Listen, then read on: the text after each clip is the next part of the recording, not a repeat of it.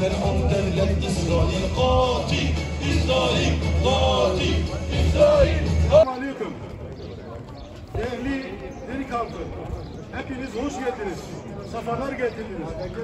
Bugün Mescid-i Aksa'nın Siyonistlerin kardeşlerimizin üzerine baskı ve zulümlerine karşı bir basın açıklamasını yaparak ve duamızı okuyarak buradan dağılacağız.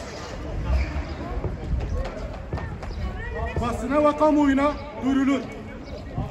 Terör şebekesi, Siyonist çete, nihai ameli olan Mescid-i Aksa'yı tamamen işgal etmek için fırsat kollamakta ve saldırılarını arttırmaktadır. Bu işgale zemin oluşturmak için 10 Mayıs yani bugün İbrani takvime uydurarak Kudüs'ün kurtuluşu günü ilan ettiler. Bunu da bir bayram havasında işgalci polis eşliğinde on binlerce Siyonistle Aksa'yı işgal etmeyi hedefliyordurlar.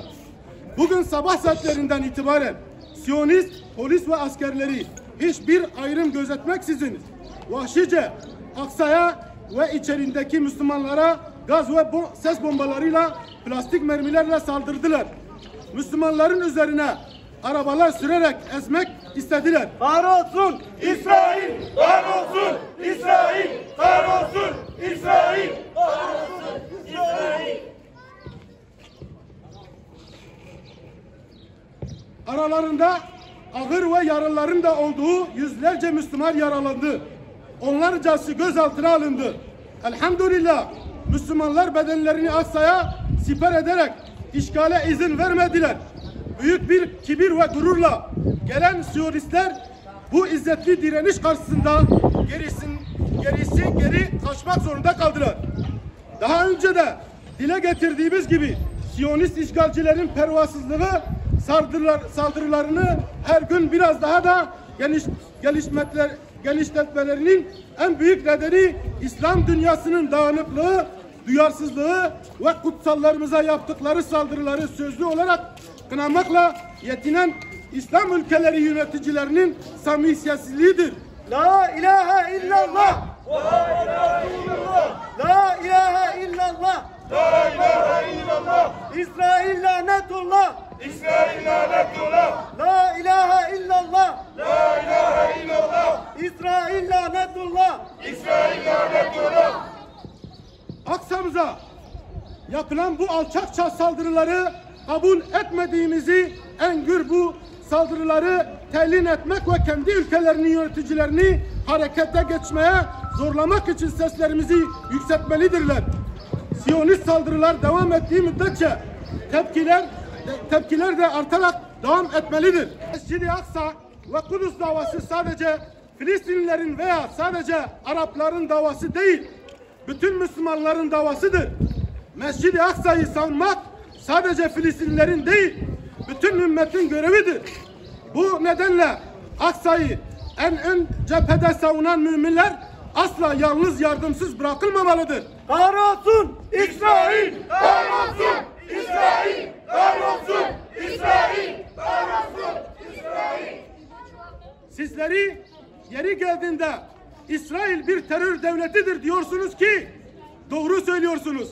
İsrail bir terör şebekesi ise o zaman ve o teröriste her türlü yardım suçtur. Siyonist vahşeti sadece kınamakla yetinmeyin. Siyasi, ekonomik, askeri, diplomatik alanlarda somut yaptırımlar için ivedilikle adım atın. Son olarak şunu da ifade etmek isteriz ki Siyonistlerle normalleşme adımlarını hızlandıranlar bugün olmasa da tarih önünde yargılanacak ve mutlaka mahkum olacaklardır. Temennimiz yaptıkları bu cürümden bir an önce dönmeleri ve tevbe etmeleridir. La ilahe illallah! La ilahe illallah! Muhammed Resulullah! Muhammed Resulullah! La ilahe illallah! La ilahe illallah! İsrail lanetullah! İsrail lanetullah!